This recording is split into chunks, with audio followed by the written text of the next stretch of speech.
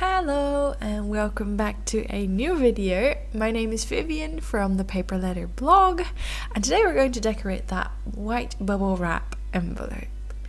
Now, I always find, for some reason, there's like a love-hate relationship between those big blank empty envelopes, because on the one hand you have all of the space in the world to decorate them, it's like a blank canvas, but on the other hand a completely blank canvas can be a little bit intimidating. So I always love doing these envelope decorating videos, especially because I get inspired by how other people decorate their envelopes on Instagram or on YouTube. So I thought I would also share one of my process videos so that hopefully you can get some ideas on how to fill up a completely blank space. Now, like I said, I'm using a white bubble wrap envelope, and the first thing I did is simply pick out a ton of paper scraps to use for the background, which kind of speaks for itself, I guess. But this also gives me a chance to chat with you guys or girls about the holiday season, because I haven't been here for a little while. I mean, I did upload videos, but they were PO box opening, like mail opening videos, which like I always chat real time. I don't do voiceovers, so it's been a while since I had the actual chance to chat with you via a voiceover. So I want to know, how was your festive season? Did you celebrate Christmas? Did you eat a lot of food? Did you have a good New Year's? Did you also experience that what day is today feeling in between Christmas and New Year's? I don't know if I'm the only one, but I always lose track of time, even though like I'm not a student anymore, so it's not like holidays for me. It was a near regular working schedule, except for the fact that I worked a lot less, which is kind of nice. I work with a lot of students, like a lot of my coworkers are students, so they did have Christmas holidays, which meant that they wanted to work a lot because, you know, they had some spare time and they wanted to pick up some extra shifts. So I ended up working less because I don't really care about that. I mean, I have the same time basically every week, so I just decided to take it slow because my boyfriend also had 2.5 weeks off, so we could spend some time together, which was really, really lovely. We didn't do a whole lot of special things. We just saw my family for Christmas and his family for Christmas lunch, and other than that we did some things around the house. And with things around the house, I mean that there were still some things that we had to finish from when we moved here. We went to like the home stores to purchase some more things. We bought a new lamp. We finally have curtains, which is nice. I mean, it's not like we didn't have curtains in the living room. We had curtains on one side and then kind of like shutters, I think they're called, shutters on the other side. But I have to say that having actual curtains instead of just the shutters makes it feel so much more like a home, you know. It's so much cozier.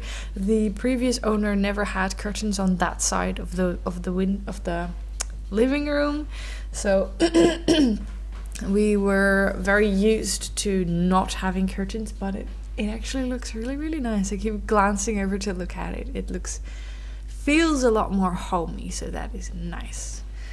And other than that, we just relaxed a lot. We watched a lot of Netflix. We just basically did a whole lot of nothing, which is also kind of nice. But it does make me feel guilty every now and then. And then I worked a little bit in between. I also had to work. I'm just taking out the tea diffuser. I also worked on, how do you call that? Not New Year's Day, but like Old Year's Day? Like I worked on the 31st of December. But I was already allowed to go home after working for an hour and a half because it was way too quiet. They expected it to be really busy and then it was not. So they just let us go home. But the restaurant the restaurant closed at 6, so all of the co-workers that had to stay also had a nice New Year's Eve after all. Now what I did in the meantime is, of course, I used a lot of paper punches to punch out hexagon shapes, and I also used dies with my little die cutting machine. I will link the supplies I've used, such as that die cutting machine, down below, but I cannot link the punches because they're from AliExpress, and I also cannot link the paper because the blue paper with the flowers is from Action. The craft paper is from a gift bag I received from Louise, and the blue paper I also received in PO Box mail, so I cannot actually link that. And then the washi tapes are samples because I'm not doing New Year's resolutions. Obviously I have some ideas of what I would like to change in 2020, but I'm trying not to put too much pressure on that. But I do have some goals also when crafting, and one of those goals is to use what I have, because I have a lot of stuff, and I'm not joking. I have so much stuff, not just store-bought but also received. I have so many, let's say, washi tape samples, sticker sheets, paper. I have so much, and one of my goals is to try and use a lot more of what I have in my stash right now. So one of the things I want to use more of is washi tape samples. That's my little Phomemo printer. It's a thermal printer. I received that from Phomemo. I'm kind of tripping off my words. Received that from Phomemo I cannot pronounce their brand name, Phomemo. I received that to try it out for a video, but they do not sponsor me, except for sending me a free product. I just like using it because you can make your own stickers, and then you have 2 different rolls of sticker tape, and the one I'm using now is kind of like semi-transparent, and I just think that looks pretty cool. So no, I do not get paid to show you this. I just, like I said, I'm trying to use my stash, and that is something I have in my stash that I actually quite like using. But what was I saying? Oh, these are Christmas stamps. What was I saying? I forgot. Oh yeah, I was going to use my stash, and I was talking about New Year's resolutions. I also want to know from you guys if you have any New Year's resolutions. If yes, please let me know. I'd love to hear. Personally, like I said, I don't want to put too much pressure on it. There are a lot of things that I would like to do, such as, number 1, exercise. I know that exercising is good for the mental health, and I could use some exercise, I guess. So I want to do more exercising. It's not going to be a New Year's resolution because I know that if I make it a resolution, I am going to fail. But it is something I would like to focus on. So, oh yeah, the reason why that looks so weird is because that is my Penpal's address, and I printed that out, but then I covered it up with washi tape because obviously I'm keeping that private. So exercise is definitely a big one. I want to go tomorrow, and actually when I upload this video I want to go today on Tuesday, and I want to go on Friday again. So exercising is a big one for me.